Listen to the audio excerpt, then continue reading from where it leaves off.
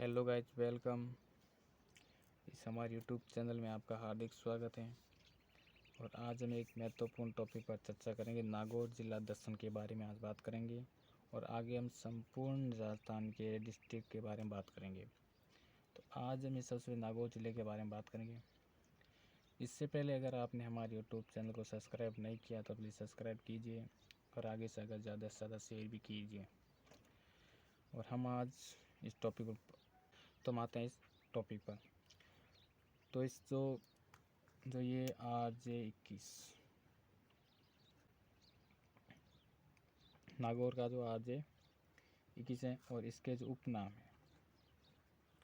उपनाम जो इसे अनंतपुर के नाम से भी जाना जाता था और अहिछत्रपुर के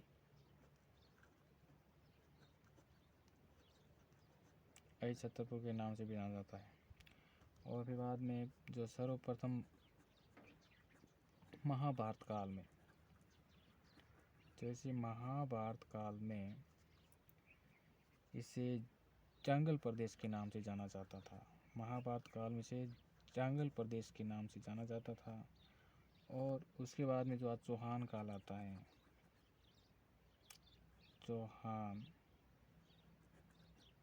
उसके बाद में चौहान काल आता है,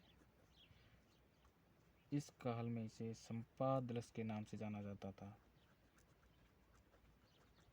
उस समय संपादलस के नाम से जाना जाता था। और या इसे संपादलस या शाकंभरी के नाम से जाना जाता है। और इसे लोहा नगरी या धातु नगरी भी कहते हैं। लोहा नगरी या धातु नगरी भी कहते हैं।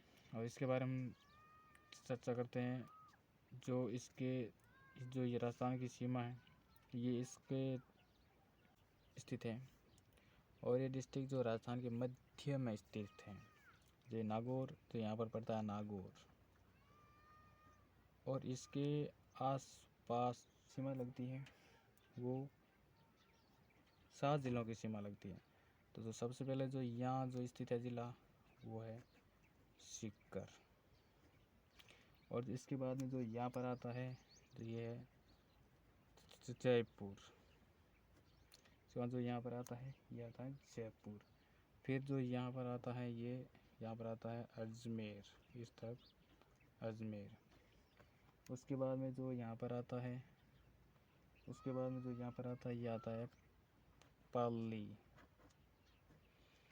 फिर जो यहाँ पर आता है, ये सबसे ज़्यादा सीमा बनाता है, ये आता है जोधपुर। और इसके बाद में जो यहाँ पर जो आता है, ये आता है बीकानेर। यहाँ पर जो स्थित है, ये है बीकानेर।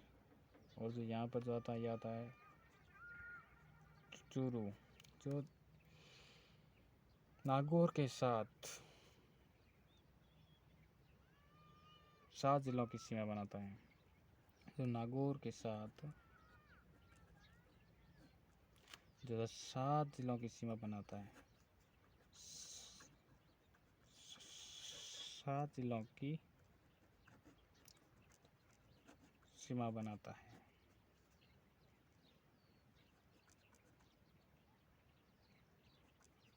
जो ये 7 जिलों की सीमा बनाता है।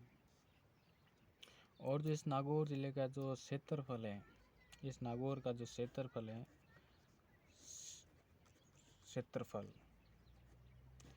जो 17,718 वर्ग किलोमीटर है। और जो इसका संपूर्ण राजस्थान का प्रतिशत में बात करें, तो ये 5.17% भाग में स्थित है। तो ये 5.17% स्थित है। और जो वनस्पति पाई जाती हैं, ये पाई जाती हैं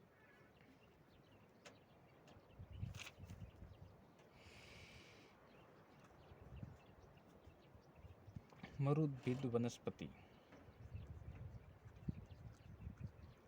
जो यहाँ कांटेदार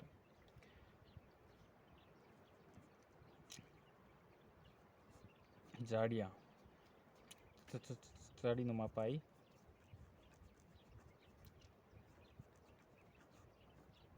जाती हैं। और जो कृषि के लिए बहुत ही महत्वपूर्ण अपना स्थान लगता है, जो ये कृषि में ये बहुत महत्वपूर्ण स्थान रखता है, जो कि मूंग यहाँ के सबसे ज़्यादा प्रसिद्ध हैं, और भी कृषि में सबसे ज़्यादा मूंग प्रसिद्ध हैं। और दलहन के लिए सर्वाधिक माना जाता है।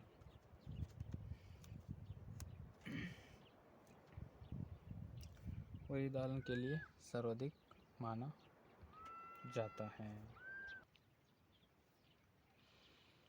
और जो इस जिले का शुभंकर पाया जाता है, जो इस जिले का जो शुभंकर पाया जाता है, जो इसे राजहंस कहा जाता है, जो इसका शुभंकर पाया जाता है वो राजहंस। और जो यहाँ की मिट्टी पाई जाती है, ये मिट्टी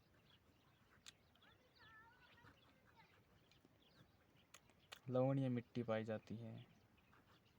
यहाँ जो मिट्टी पाई जाती है वो लवणीय मिट्टी पाई जाती है।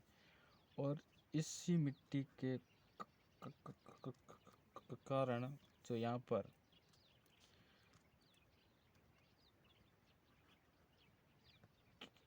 डीडवाना